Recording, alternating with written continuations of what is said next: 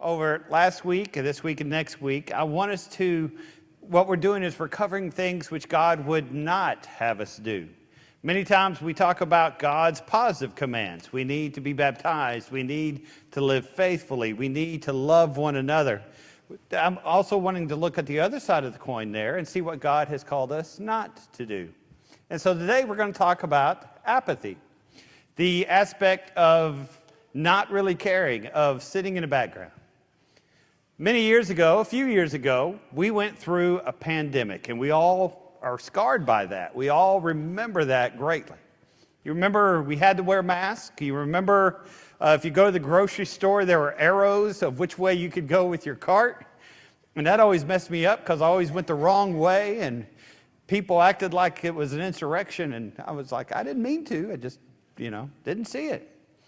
There were a lot of different rules, 5 feet apart, 6 feet apart, all these different things that happened. And as we went through that and as we recovered, a lot of people who worked remotely were called back into the office, and a lot of people who were working that whole time still had some trauma from what they had gone through before to create what some people have called quiet quitting.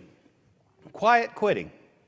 In other words, they don't just quit their job, but they show up at their job, they do the minimum, they just kind of go along, and they're not really motivated, they're just there.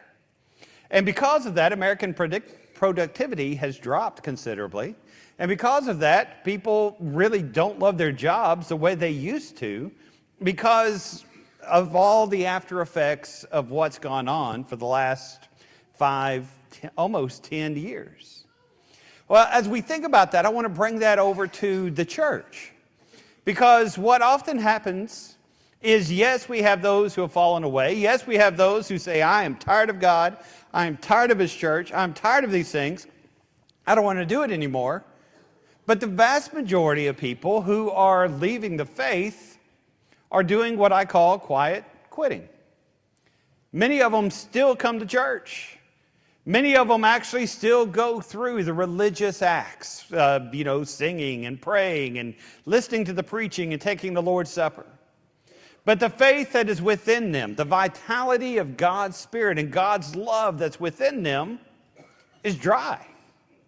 They're going through the motions, but they're doing as little as possible. And there's not the motivation. There's not the dreaming. There is not the going the extra mile and being a living sacrifice, which perhaps there should be. Now, when you go to the Old Testament, you see a period of books, 12 books. They are, in the Jewish Bible, one book, but for us, we call them the 12 minor prophets. And in the Jewish book, it was one book, and ours is 12. And the reason why it's 12 that is together, and they consider it one, is the first 5 talk about falling away. The next 3 talk about judgment. And the remaining talk about what we need to do to restore ourselves to be what God wants us to be. And Haggai fits in that area, in that aspect of those last 12, and talking about our restoration. What it is we need to grow, what it is we need to feel the love of God within us. So let's look at some of the background very quickly of that book. Jerusalem fell to the Babylonians in 586 BC. 70 years later, the Persians had taken over Babylon, and they had released the Israelites to go back home. And as they released the Israelites to go back home, as you're reading in the book of Ezra, they gave them much of the gold and much of the money which they had taken from them during the captivity. And so they returned and began to rebuild the temple. Now, those who were Samaritans and those who were Arabs and those who lived around them were intimidated by what they were doing. And so they sent letters to the king. And the king didn't want an insurrection. He didn't want a battle. He didn't want a civil war. And so he told the Jews, you're no longer allowed to build the temple. And so the work on the temple stopped. Now, God's people still tried to carry out some of the sacrifices. God's people still had a shadow, at least, of following the old law, keeping the Sabbath, making sure they ate the right things, making sure circumcision remained. But there was really no temple and no central point to show that Judaism had returned. Well, in a few years, the king who had told them not to build the temple died. And a new king named Cyrus took over. And as he took over, he allowed them to rebuild the temple, but God's people had grown pretty comfortable right where they were. They had grown really comfortable with a half form of religion, of saying that they were following God, but not really paying the cost of following God. And so you and I look historically at Ezra, and we look spiritually at Haggai, because they were two contemporaries working together, teaching the same thing, but in a different way. Ezra was a priest who was working to try to get the people back to building the temple. Haggai was a prophet who was showing God's people why it was important for them to do what they were called to do. So that's the historical background of what we're running through and is what we see here. And the book more or less breaks down in about 5 sections that we'll look at very quickly. The first section, we'll go to our first slide, and we see why there is apathy among God's people. And in that passage which Sam just read for us, chapter 1, verses 3 through 11, you see a matter of priorities. You see, God's people had known that the temple was important, but hey, maybe they've been watching HGTV, the most dangerous channel on television. Everybody is rebuilding their houses. There's paneled houses. Everybody is looking at their own farms. Everybody is looking at their own places. There are so many pressing needs that the temple lies in ruins. And these people say that they're following God. These people say that they're wanting to be what God wants them to be. But you can see by their action what really, really is important. Now, when you're looking in a relationship, one thing that I've heard and learned is the opposite of love is not hatred. Did you know that? The opposite of love is not hatred. The opposite of love is apathy. Not even caring anymore. And being at that point where you no longer care about anything. What is apathy? It's the absence of interest and concern. It's a state of indifference. It's a state of suppression of concern. A state of no excitement. A lack of motivation. A lack of passion. Now, I ask you today to examine your heart. Is that your relationship with God? Is there an emptiness, a lack of excitement, of motivation? Do you have apathy in that you are kind of indifferent with whatever goes on at church, and you'll still show up at the right building at the right time, but you're just kind of checking a checklist. You're just here. You see, the people today are not much different in many respects to the children of Israel when they return. So what causes apathy? Well, sometimes it's ignorance. Hosea 4:6 says, "My people are destroyed for lack of knowledge." Sometimes it's preoccupation. We're so busy about our houses. We're so busy about our kids. We're so busy about work. We're so busy about sports teams or whatever it may be, that God is placed in a second spot. God is something which we just go when everything else works out. You see, the Roman ruler told Paul, Acts 24:25, "When a convenient time comes, I'll think about it." How many of us are that way? We love God, but God, we're only going to follow you if this isn't happening this weekend. That's not happening this weekend. I feel pretty good. This is pretty easy. And if all those things happen, okay, God, yeah, I'll fit you in my schedule. How many of us are that way? Laziness. Proverbs 24:30 and 31, "A man's field shows his productivity, and the lazy man's field is overgrown."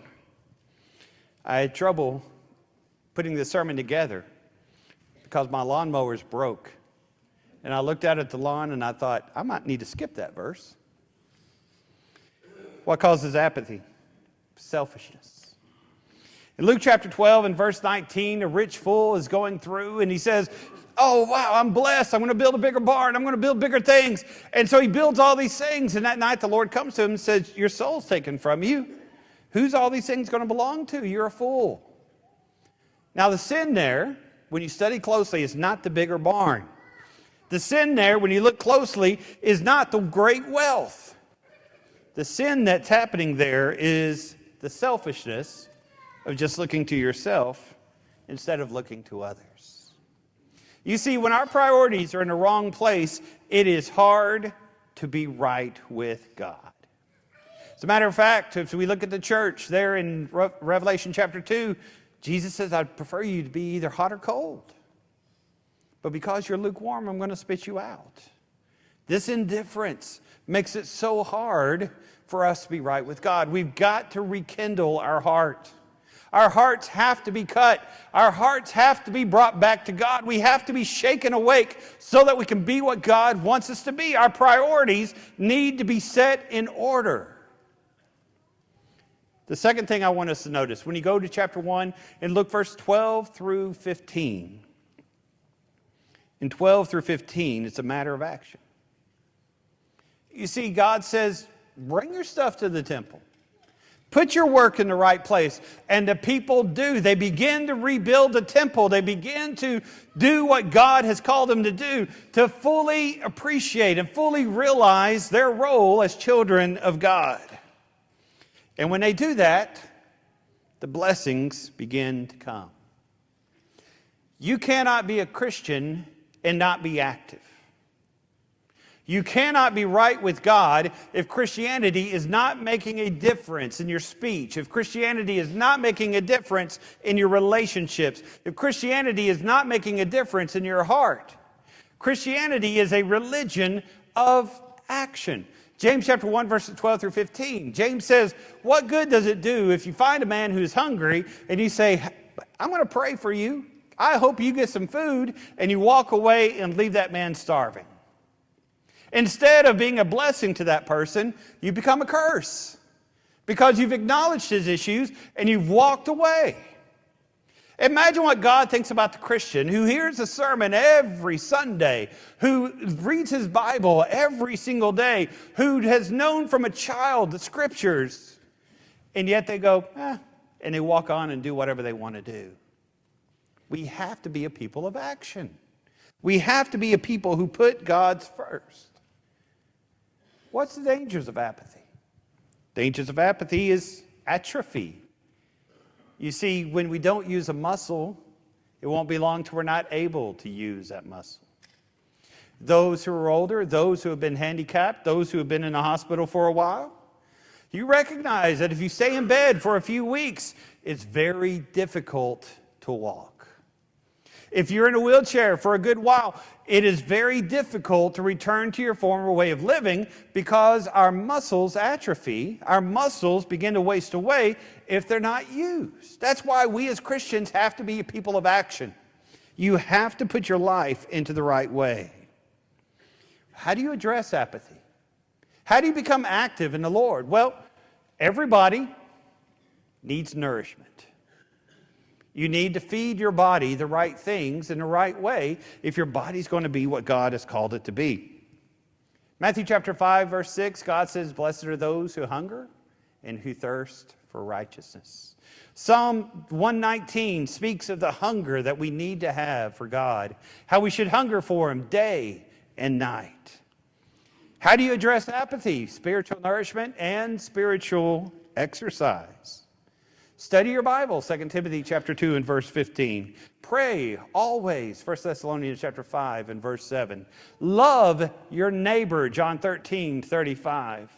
Keep yourself from idolatry, 1 John chapter 5, the very end of the verse, or very end of the chapter. And spiritual action. Bring your sacrifice into the temple. For them, that was a lamb, a sheep, or a goat. For us, it is our bodies. Giving ourselves completely and fully to God. Now let's look over in chapter 2. Chapter 2, verses 1 through 9. They build this temple, and as they bring all the things together, it's a little bit more clear over in Ezra and Nehemiah, but in the book of Ezra. But they build this temple, just like God has said for them to do. They use the money, they work hard, and as they do it, they take a step back, and they're discouraged. Because those who are older remember Solomon's temple. And Solomon's temple is filled with gold. And Solomon's temple was beautiful. It did not even need a hammer because there were no nails or no screws. Everything was perfectly fit together. Solomon's temple in its day was the largest building, or at least in the top 3 of buildings in the entire world. And now it's just a temple. It's not really much bigger than what you would find in Greece or what you would find in Babylon. And as these people look at it, they remember the days of old, and they don't measure up. I've seen many congregations who, when you talk to them, talk about, back in the 60s, we had this many hundreds of people. Back in the 60s, we had this program or that program. Back in the 80s, you would not believe how on fire this church was. And because they remember all those things from decades ago, they pass over the good things happening in God's church today. They pass over the wonderful things which they see around. And as these people weep because they don't think this temple measures up, Haggai and Ezra begin to encourage the people, and they say, you know what? This temple is going to be better than Solomon's. You need to rejoice because what God has built, God is going to use, because God himself will walk in his temple. And what do we see in the beginning of Luke? What do we see in the beginning of the book of Matthew? We see baby Jesus brought into that temple and the prophetess Anna. We see Jesus at the age of 12 talking with the rulers and the scholars. And we see Jesus arriving at the temple on Passovers and on the Feast of Tabernacle days. And his temple was greater than the first temple because the very Son of God would walk within it. One of the reasons why I think we suffer from apathy is the thief of comparison. When a person begins a sport, usually they're not great at it. Remember the very first time you got on a bicycle? Probably wasn't very pretty, was it? The very first time that you shot a free throw, the very first time that you tried to throw a pitch, man, it did not look good. And if we look at that and notice what we did our very first time, we say to ourselves, I'm no good. There's no reason to even bother.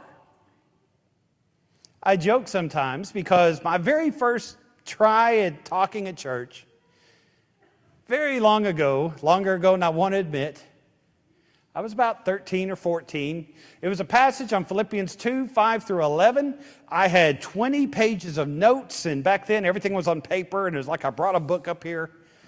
And the sermon lasted about 3 minutes.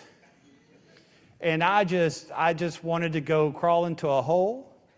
And I said, I am never doing that again. Now, I was encouraged by a lot of people to try this again, and I've been encouraged by a lot of people through my ministry. But if I were to judge my entire life on when I first started or when I was uncomfortable, you would have never gone in this direction. And I'm sure many of us, looking at our careers, could say the very same thing about the very first time we tried something new. Now, bring that to a spiritual standpoint. When you bring to a spiritual standpoint, you might say, I can't preach as well as that person. I can't lead a song as well as that person. I can't do personal work like they can. I can't be a deacon or serve in this way or teach a Bible class. Let God work through you. Every one of us are in a different place. God has, as 1 Corinthians 9 says, given each one of us a different ministry, a different ability, a different place in life. But if you compare yourself to everybody else and say, oh, I'm only going to do this if I'm best, nothing will ever happen.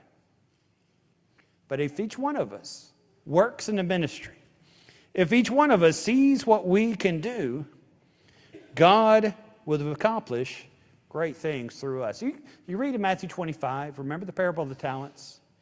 The master gives one man 5, gives one man 2, gives the third man 1. The man with 5 talents goes out and gets 5 more. The one with 1 talent is scared and he hides it in the ground because he's afraid he'll lose it and he'll get in trouble. The man with 2 talents, he didn't have as much as the 5.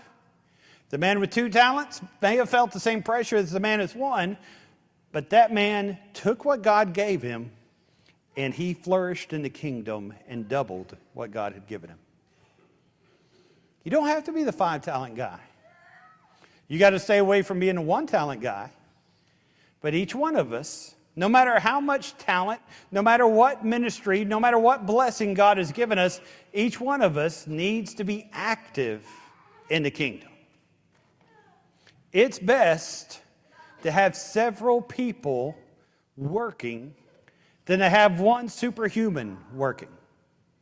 When several people are working, very great things can be accomplished. Number 4, as you look in chapter 2, verses 10 through 19, and thankfully this is one of the shortest books in the Old Testament, the second shortest book. You see this idea of purity.